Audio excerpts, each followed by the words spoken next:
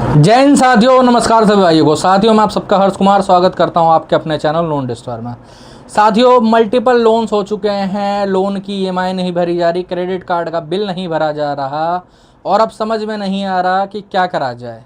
Bank को बार बार बोल रहे हो, रिकवरी एजेंट को बार बार बोल रहे हो कि हमें कुछ टाइम चाहिए, हमें कुछ टाइम दे दिया जाए, बट रिकवरी एजेंट सुनने को तैयार नहीं। बैंक कंप्लेंट पे कोई काम नहीं कर रहा, तो किस तरीके से बैंक को उस कंप्लेंट पे काम करवाएं और अपनी रिकवरी से कैसे मुक्त हो सकते हैं। होम विजिट से, कॉल से, लीगल नोटिस से किस तरीके से प्रॉपरली उनसे पाला छुटाया जाए और किस तरीके से उन्हें संभाला जाए।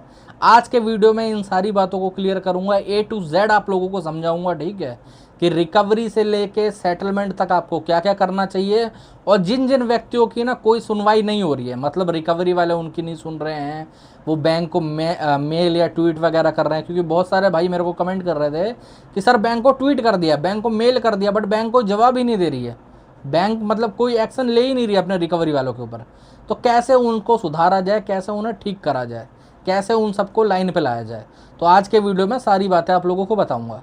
तो साथियों वीडियो शुरू करने से पहले अगर लोन संबंधित कोई प्रॉब्लम है, कोई परेशानी है, कोई दिक्कत है, लोन रिकवरी वाले परेशान कर रहे हैं, होम विजिट हो रही है, कॉल्स बहुत ज़्यादा आ रही है, ये सब रुकवाना चाहते हो, नोटिस का रिप्लाई करवाना चाहते हो, कोई केस हुआ है या कोई भी दिक्कत है, ऊपर नंबर आ रहा है, व्हाट्सएप पर मैसेज कर सकते हो, ठीक है, व्हाट्सएप के माध्यम से हमसे जुड़ सकते हो।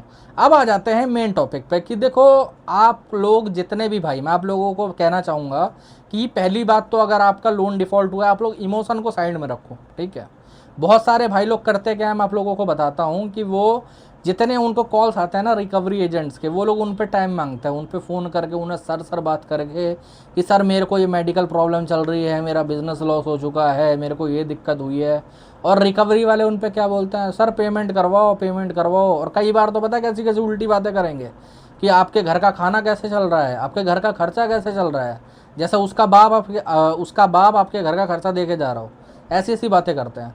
तो अब इनसे निपटने का तरीका क्या है, तो मैं पहली बात तो आप लोगों को क्लियर कट बता रहना चाहता हूँ, जितने रिकवरी वाले आपके घर आते हैं या फिर आपको कॉल करते हैं वो बैंक से है ही या नहीं।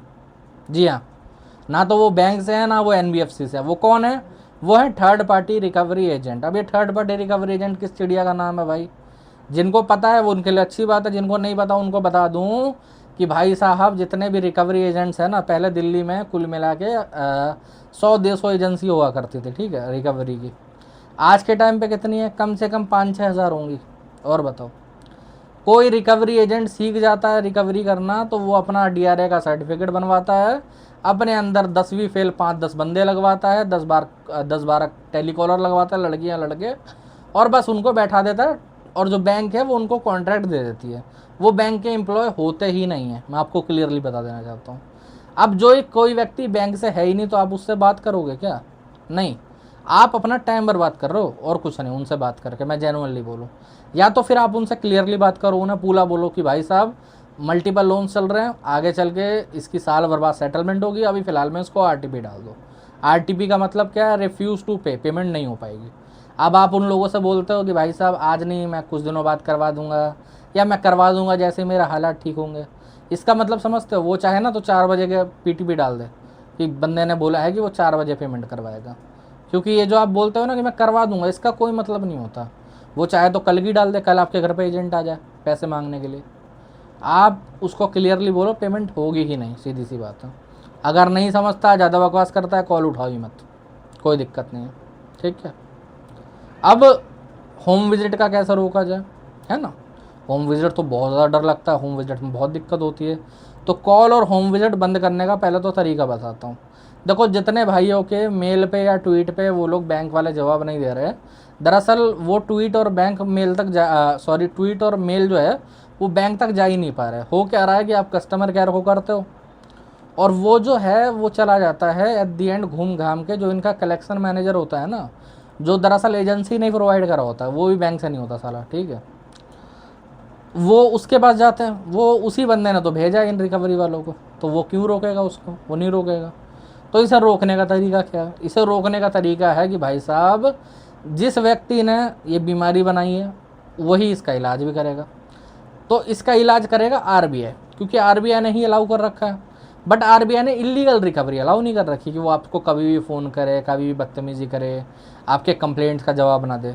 अगर कोई भी बैंक या एनबीएफसी 30 दिन तक आपकी कंप्लेंट पे कोई जवाब नहीं देता या रिकवरी की होम विजिट नहीं रोकता, कॉल नहीं रोकता, आपको परेशान करते हैं, तो आप भाई साहब 30 दिन बाद सीधे बैंक आरबीआई को कंप्लेंट कर सकते हैं। अब इसके अंदर क्या है, कुछ कुछ बोरोवर ना बहुत साड़े बनते हैं, मैं आपको जेन्युइनली बताऊंगा। तो उनको पता कुछ होता नहीं है, बट वो लोग है ना करने चले जाते हैं। एक एग्जांपल दूंगा, मेरे एक सब्सक्राइबर थे, अब तो मैंने उन्हें समझा दिया है। वो पता है क्या करते थे, उन्होंने मुझे एक बार मैसेज करा कि सर आप जो बताते हो वीडियो में आरबीआई को कंप्लेंट करो, उससे कुछ नहीं होता। मैंने बोला ऐसा क्यों? कह रहे सर मैं डेली आरबीआई को मेल कर रहा हूँ, कुछ नहीं हो रहा। मैंने उन्हें बोला कि आरबीआई को मेल कर ही नहीं सकते आप, वो मेल पे कोई रिप्लाई करेगी ही नहीं, ना कोई कंप्लेंट होगी मेल करके।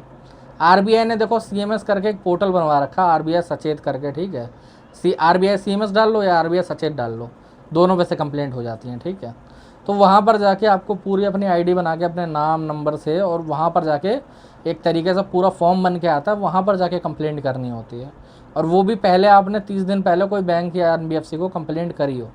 इसका एक तरीका और है कंप्लेंट करने का, अगर आपने पहले आरबीआई को या फिर एनबीएफसी को कोई कंप्लेंट नहीं करी है तो वो थोड़ा गुप्त तरीका है, वो यहाँ मैं वीडियो में नहीं बता सकता।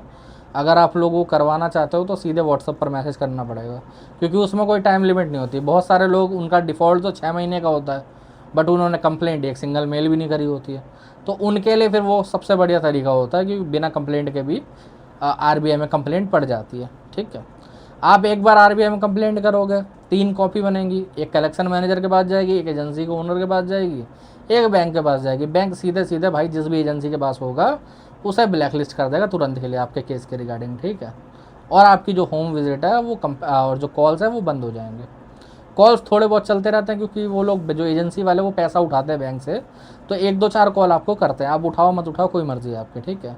वैसे तो देखो, अगर ये आपसे मिल भी रहे हैं, आ भी रहे हैं, तो अगर आप इनसे आईडी कार्ड ऑथराइजेशन लेटर मांगो, नहीं दिखाते तो इन्हें भगा दो, कोई दिक्कत वाली बात नहीं है। बट कई लोग क्या है, जॉब पे रहते हैं, तो उनको ये दिक्कत फेस करनी पड़ती है कि भाई उनके घर पे ना आए कोई, वो चाहते हैं, ठीक है। तो उनके लिए सबसे बढ़िया तरीका, आप लोग आरबीआई का ये जो तोहफा है ना, इसको कबूल करो और ये कंप्लेंट करवाओ। बस मेल वगैरह कोई नहीं करनी। अगर आप मेल डाल रहे हो तो भाई आप अपनी परेशानी खुद ही बढ़ा रहे हो ना, उससे कुछ नहीं है। आपको एट दी एंड कंप्लेंट्स करनी है आरबीआई के पोर्टल पे, समझ गए। और कई लोग बोलते हैं कि चलो सर कंप्लेंट वगैरह तो कर लेंगे, लीगल में जाएंगे तो क्या होगा। तो मैं बता देना चाहता हूँ, लीगल में जाना आपके लिए अच्छी बात है, मैं जेन्युइनली कहूँ तो, ठीक है। अगर आपको लीगल नोटिस आ रहे हैं तो आपको कोई प्रॉब्लमेटिक चीज़ वाली बात नहीं। जितने नोटिस आ रहे हैं, एक नोटिस आया, एक रिप्लाई करवा दो, बात खत्म है। 10 नोटिस आए, 10 रिप्लाई करवा दो, बात खत्म है। उससे आगे कुछ सोचने की ज़रूरत नहीं। अगर बैंक के पास राइट है लीगल जाने के, नोटिस भेजने के, तो आपके पास भी राइट्स हैं कि आप उसका रिप्लाई करो और उन नोटिस को ख़त्म कर दो, बात ख़त्म वहाँ पर। फिर चाहे वो आर्बिट्रेशन का नोटिस हो, सेक्शन 25 का हो, चेक बाउंस का हो, फॉर्जरी का हो, डिमांड नोटिस हो, लास्ट वार्निंग नोटिस हो, रिकॉल नोटिस हो, कोई भी नोटिस हो, रिप्लाई करवाओ, बात ख़त्म करो, कोई दिक्कत वाली बात नहीं है, ठीक है। और रही बात केसेस की, बहुत सारे लोग डरते हैं कि सर ईसीएस बाउंस का केस कर देंगे, चेक बाउंस का केस कर देंगे। एक व्यक्ति ने हमसे कॉल बुक करी थी, उनका पता बहुत ज़्यादा डर था। उन्होंने बोला सर ये केस फाइल कर देंगे तो क्या होगा, क्या दिक्कत आ जाएगी। तो मैंने बोला कि अच्छा केस फाइल कर देंगे तो आपने क्या ले रखा है। तो उन्होंने बोला सर मेरे पास 8 9 क्रेडिट कार्ड है, लोन नहीं है कोई सा भी, ठीक है। तो मैंने बोला आपने ईसीएस तो लगाया नहीं है, चेक भी कोई नहीं दे रखा, तो ये दोनों केस होंगे ही नहीं। तो कह रहा सर अच्छा ठीक है, मेरे को तो पता ही नहीं था। अब कई लोगों को ये पता ही नहीं कि भाई कैसे होता है। अगर मान लो आपके ऊपर कोई केस होता भी है, मैं आपको जेन्युइनली कहूँ, क्रेडिट कार्ड में तो देखो वैसे भी खाली ये लोग फॉर्जरी का कई बार केस करता है, वो भी गिने चुने 1 2 बैंक करते हैं और कोई नहीं करता। बट अगर आपको इसके अलावा कोई भी सामान आ रहा है, सेक्शन 25 का, चेक बाउंस का या फॉर्जरी का, कोई डरने घबराने की ज़रूरत नहीं है। सेम डे बेलेबल ऑफेंस है, आप अपने एडवोकेट को भेजो, वहाँ पर वो जाएगा, सीधी सी बात है। अगर आपको एडवोकेट चाहिए तो हमसे भी कॉन्टैक्ट कर सकते हो या खुद का भी कर सकते हो कहीं से, कोई दिक्कत वाली बात नहीं है, ठीक है।